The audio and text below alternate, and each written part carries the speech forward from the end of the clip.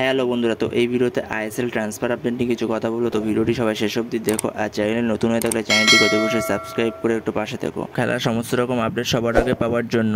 তো প্রথমে যদি চেন্নাই এফসিকে নিয়ে কথা বলে, তো Chennai FC Mumbai city FC থেকে গোলকিপার মোহাম্মদ নামাজকে সই করিয়ে ফেলেছে। খুবই ভালো একজন গোলকিপার। তো মোহাম্মদ নামাজ মেনলি মুম্বাই চান্স পাচ্ছিল না, কারণ মুম্বাইয়ের ফার্স্ট চয়েস গোলকিপার হলো পূর্বা লাচেম্পা।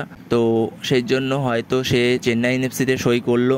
তো এর পরের আপডেটটি নিয়ে যদি কথা বলা যায় মুম্বাই সিটি এফসিকে নিয়ে, তো মুম্বাই সিটি এফসি তো তোমাদের অনেক আগেই জানিয়েছিলাম যে জামশেদপুর এফসি থেকে জেমিনি মানজারও মুম্বাইতে যাচ্ছে। তো সেই ডিলটি অফিসিয়াল করে ফেলেছে মুম্বাই। এরপরে আরও এক গোলকিপারকে নিয়ে যদি কথা বলা যায়, আলবিনো গোমস, তাকে তোমরা সবাই চেনো। সে এর আগে কেরালাতে খেলেছিল। তো এই সময় সে আই লিগের ক্লাব সেনেডি ডিকান এফসিতে খেলছিলেন, কিন্তু এখন এই আলবিনো গোমসকে জামশেদপুর এফসি তাদের দলে সই করাতে চলেছে, এরকমই খবর শোনা যাচ্ছে। তো পরবর্তী সময়ে অফিসিয়াল অ্যানাউন্সমেন্ট আসলে তোমাদের চ্যানেলে জানিয়ে দেবো। তো এরপরে যদি মোহনবাগানের জনি কাকুকে নিয়ে কথা বলা যায়, মোহনবাগানে কি জনি কাকুকে ছেড়ে দেবে? তো মোহনবাগান জনি কাকুকে ছেড়ে দেওয়ার চান্স 99% ধরে রাখতে পারো, কারণ কলকাতায় খুবই গরম, আর গরম সে সামলাতে পারে না।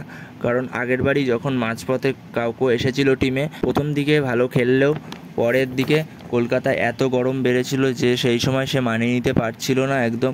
এই কারণে হয়তো মোহনবাগান তাকে ছেড়ে দিতে পারে।